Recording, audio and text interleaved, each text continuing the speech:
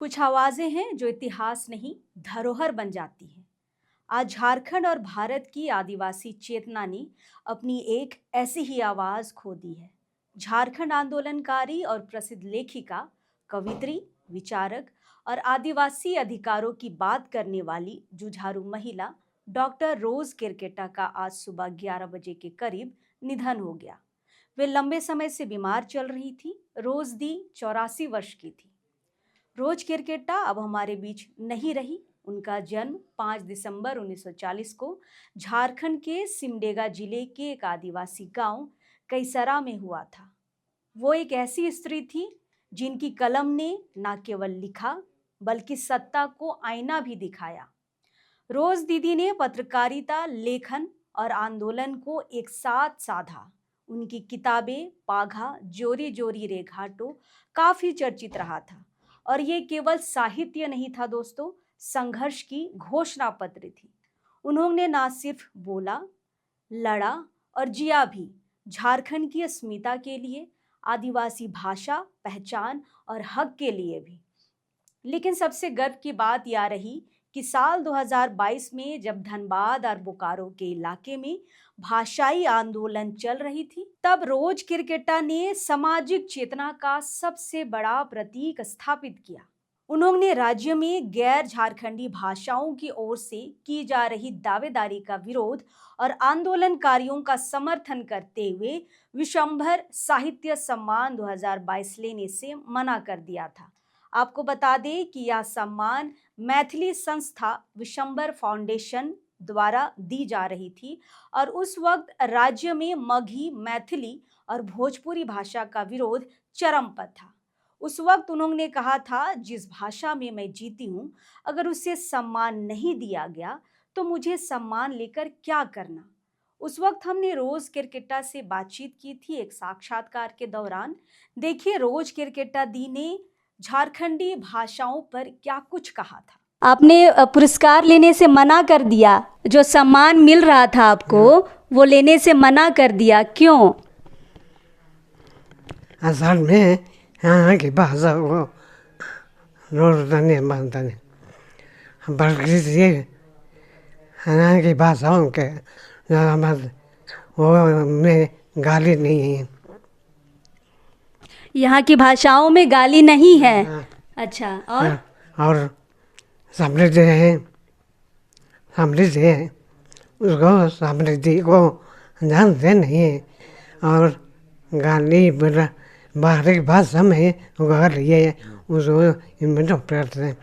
मतलब उनकी भाषा में समृद्धि नहीं है, गाली है।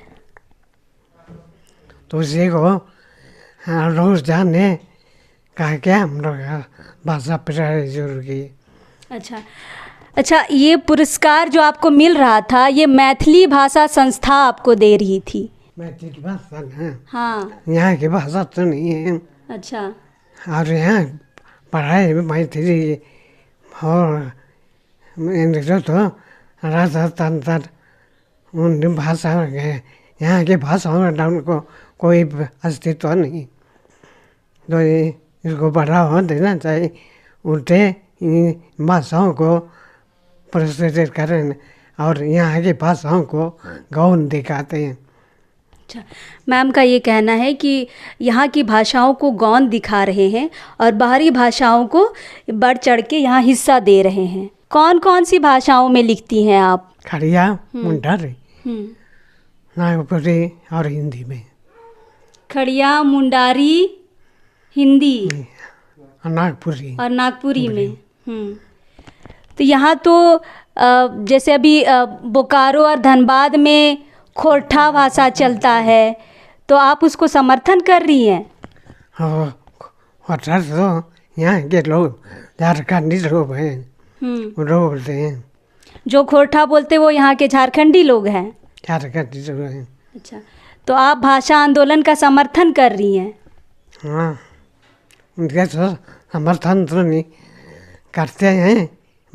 हमारे समय में पढ़ाई शुरू हुई, खोरठा की पढ़ाई हमारे समय में शुरू हुई। अच्छा, खोरठा की पढ़ाई आपके समय शुरू हुई? अच्छा, फिर वो आधार था। नागपुरी क्या थे संतुबाई थे। संतुबाई ये तो भाषा को समृद्ध की बाजारी भाषा है, लेकिन समृद्ध की यहाँ की भाषाओं को समृद्ध की। तो हेमंत सोरेन को क्या बोलेंगे आप? आपकी तरफ से क्या संदेश रहेगा? हम तो यहाँ की भाषाओं को ही माना जाता है। यहाँ की भाषाओं को मान्यता दे। मान्यता चाहिए और विकास के लिए कोशिश करें।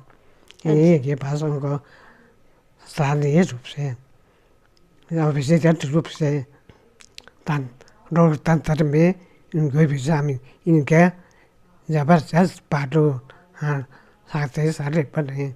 सम्मान ठुकराने की उनकी यह घोषणा मौन साहित्यकारों के बीच एक दहाड़ बन गई।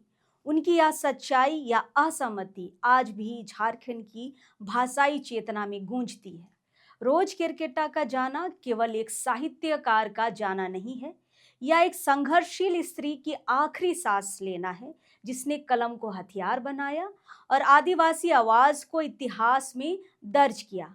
आज वो हमारे बीच नहीं है, तो हम ना सिर्फ उनको याद कर रहे हैं, बल्कि उनसे वादा कर रहे हैं कि उनकी आवाज, उनकी भाषा और उनका सपना कभी मिटने नहीं देंगे। लोकतंत्र 19 की पूरी टीम आज उन्हें श्रद्धांजलि अर्पित करती है। आपकी लेखनी में जो आग थी वो आज हमारे दिलों में जल रही है। रोज दी को अंतिम जोहार।